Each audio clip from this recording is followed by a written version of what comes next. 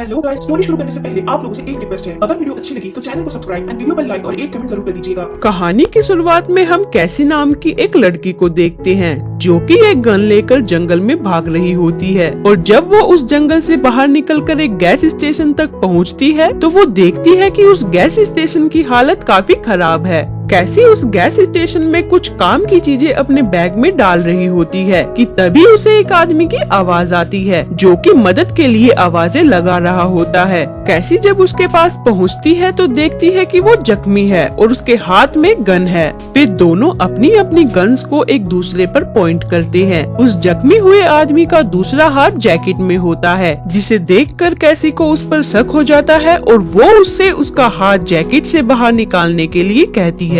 दरअसल कैसी को शक था कि वो अपनी जैकेट में कोई वेपन छुपा रहा है, लेकिन जैसे ही वो आदमी अपना हाथ जैकेट से बाहर निकालता है कि तभी कैसी को उसके हाथ में कुछ शाइनी चीज दिखाई देती है, जिसे देखकर वो डर जाती है और अपनी जान बचाने के लिए वो उस पर शूट कर देती है और उसे मार देती है। लेकिन बाद में कैसी को पता चलता है कि उसके हाथ में कोई वेपन नहीं बल्कि क्रॉस का एक नेकलेस था और ये देखकर वो काफी हर्ट हो जाती है। इसके बाद मूवी फ्लैशबैक में चली जाती है, जहां पर हम देखते हैं कि कैसी एक पार्टी में अपने फ्रेंड्स के साथ काफी एंजॉय कर रही होती है। अगले दिन फुटबॉल मैच के दौरान कैसी की दोस्त उसे एक वीडियो दिखाती है जो कि थोड़ी ब्लर होती है, जिसे देखकर सभी लोग हैरान हो जाते हैं। वही सीन शिफ्ट होता है कैसी के घर की तरफ, जहां कैसी और उसके पिता को न्यूज से पता चलता है कि आउटर स्पेस से एक एलियन स्पेसशिप अर्थ पर आ गई है जो कि काफी खतरनाक हो सकती है। सभी लोग उन एलियंस को द अदर्स के नाम से बुलाते थे।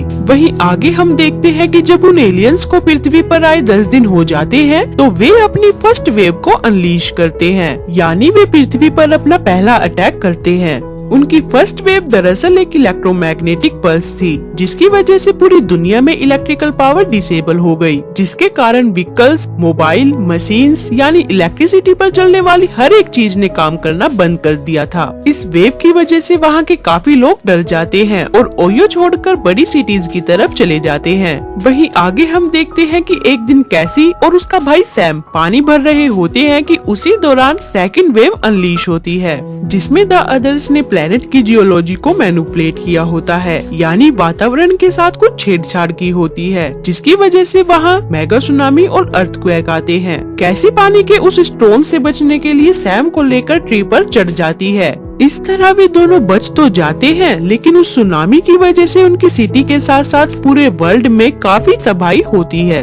वहीं आगे हम देखते हैं कि सेकंड वेव अनलीज करने के बाद वे अपनी थर्ड वेव अनलीज करते हैं, जिसमें द अदर्स ने एक एवियन इन्फ्लुएंजा वायरस को मॉडिफाई करके उसे बर्ड्स के थ्रू पूरी अर्थ पर स्प्रेड कर दिया। इस वायरस की वजह से कैसी की मदर की भी डेथ हो जाती है। कैसी के फादर कैसी और सैम को लेकर एक कैंप में चले जाते हैं। वहाँ कैसी के फादर एक रात उसे गन देते हुए कहते हैं कि जरूरत पड़ने पर इस गन को यूज करना, क्योंकि अब ऐसी कोई भी जगह नहीं है जहाँ हम सेफ हो। अगले दिन हम देखते हैं कि वहाँ कुछ आर्मी के सोल्जर्स पहुँच जाते हैं जो कि उनकी मदद करने के लिए आए होते हैं। यूनिट कमांडर कर्नल वोश उन्हें कहते हैं कि आर्मी उनकी मदद के लिए आ गई है, जो कि उन्हें एक सेफ प्लेस पर ले जाएगी। आर्मी पहले स्कूल बस का यूज करते हुए बच्चों को पहले वहाँ से ले जाती है। वहीं कैसी और उसका भाई सैम भी उस बस में जाकर बैठ जाते हैं, लेकिन सैम अपना टेडी बियर अपने साथ लाना भूल जाता है, जिसकी वजह से कैसी उसके टॉय को लेने वापस कैंप में जाती है। लेकिन उसके वापस लौटने से पहले ही बस स्टार्ट हो जाती है और कैसी वहीं पर रह जाती है। दूसरी तरफ आर्मी बच्चों के जाने के बाद सब लोगों को जमा करके बताती है कि फोर्थ वेव आ चुकी है, जिसमें द अदर ह्यूमन को पोजेस करके बचे हुए ह्यूमंस को मार रहे हैं। साथ ही वे ये भी कहते हैं कि इन्हें बच्चों में तो डिटेक्ट करना इजी है कि कौन द अदर्स है और कौन इंसान है, लेकिन एल्डर्स में अभी ये डिटेक्ट करना मुश्किल है। ये सुनने के बाद वहाँ के सभी लोग आर्मी से बहस करने लगते हैं और अपने बच्चों से मिलने की डिमांड करते हैं। आर्मी उन्हें समझाने की कोशिश करती है, लेकिन वहाँ इकट्ठा हुए सभी लोग उनकी बात नहीं मानते कि तभी वहाँ लोगों में भगदड़ मच जाती है, जिसकी वजह से आर्मी उन सभी लोगों को शूट करके मार देती है। कैसी बाहर खड़ी ये सब देख रही होती है, जिसके बाद उसके डैड उसे वहाँ से भागने का इशारा करते हैं। आर्मी के जाने के बाद कैसी अपने डैड के पास वापस आती है, लेकिन जब वो अपने डैड के पास आती है तो वो देखती है कि आर्मी ने उसके डैड को भी मार डाला। जिसे देखकर वो काफी हर्ट होती है, लेकिन तभी वो डिसाइड करती है कि अब वो अपने भाई को किसी भी हालत में बचा कर रहेगी। अब कैसी एक राइफल लेकर उसी गैस स्टेशन में पहुंच जाती है जो कि हमने मूवी के स्टार्टिंग में देखा था। अब प्रेजेंट डे में आर्मी सब बच्चों को अलग अलग जगह से जमा करके एक सेफ जगह पर ले जाती है, जहां उन सभी का बॉडी चेकअप किया जाता है। वहीं अब कैसी के क्रश बैन की बॉडी चेकअप करवाने की बारी आती है।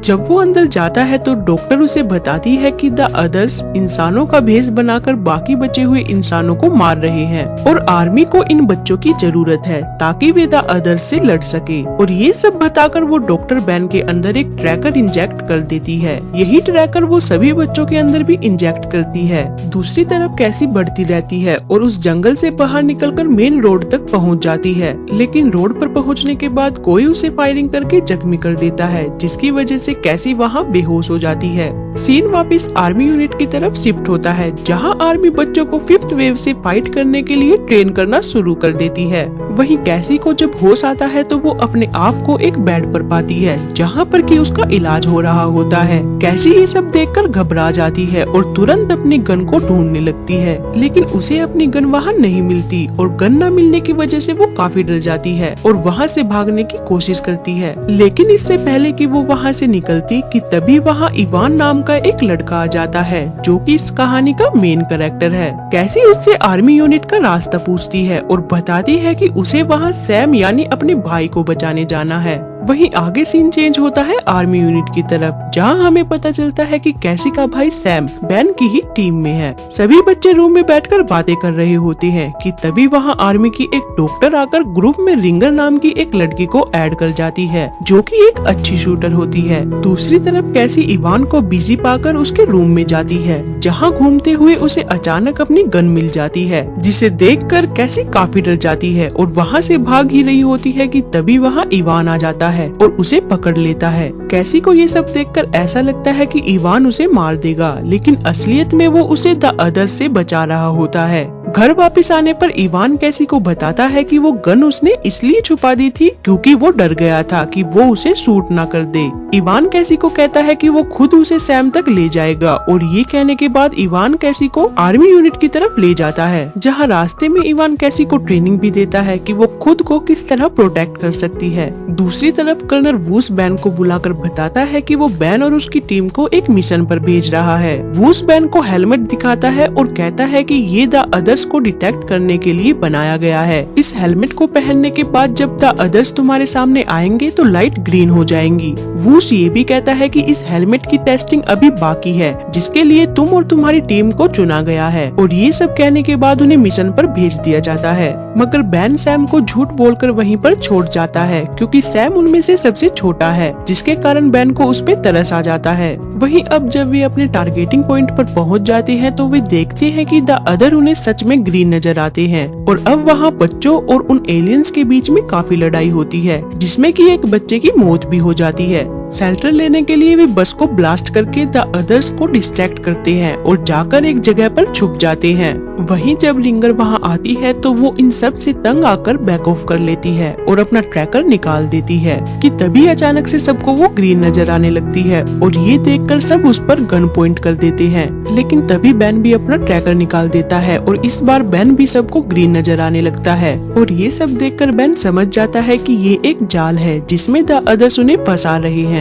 5th वेव कोई और नहीं बल्कि यंग जनरेशन है, जिसका इस्तेमाल द अदर्स बचे हुए इंसानों को खत्म करने के लिए कर रहे हैं, इसलिए उन्होंने इन सबको ट्रेन किया है। चिल्ड्रंस को यूज पे इसलिए कर रहे हैं क्योंकि इन्हें बहकाना काफी आसान है। बेन की ये बात सुन के बाकी के टीम मेंबर्स भी अपने ट्रैकर निकाल देते हैं। वहीं हम देखते हैं कि अब बैन को सैम की फिक्र होने लगती है और वो सबको भागने के लिए कहता है और खुद को रिंगर से शूट करवा लेता है ताकि उस पे किसी को शक ना हो और सैम के लिए वापस आर्मी यूनिट आने की डिसाइड करता है। दूसरी तरफ कैसी और इवान पर द अदर्स हमला कर देते हैं। इवान कैसी को उनसे बचा लेता है, लेकिन लड़ाई के दौरान कैसी को ये पता चलता है कि इवान भी द अदर्स में से एक है। इवान कैसी को बताता है कि ये पहली बार नहीं है कि द अदर्स अर्थ पर आए हैं, उन्होंने पहले भी यहाँ आकर इवान की तरह के एलियंस यहाँ छोड़े हैं। साथ ही वो कैसी को ये भी कहता है कि द अदर्स बिलीव करते हैं कि लव सिर्फ एक इंस्टिंक्ट है, और मुझे भी पहले ऐसा ही लगता था, लेकिन तुम्हें देखकर मेरे अंदर की इंसानियत जाग गई और यही वजह है कि मैंने तुम्हें नहीं मारा। इवान बताता है कि वो गैस स्टेशन से ही कैसी को फॉलो कर रहा है और उसे प्रोटेक्ट भी कर रहा है, लेकिन कैसी उसकी कोई भी बात नहीं सुनती और उसे वहाँ छोड़कर अकेले ही आगे बढ़ जाती है। लेकिन जाते जाते इवान कैसी को ये भी बताता है कि आर्मी यूनिट दरअसल द अदर्स का ही है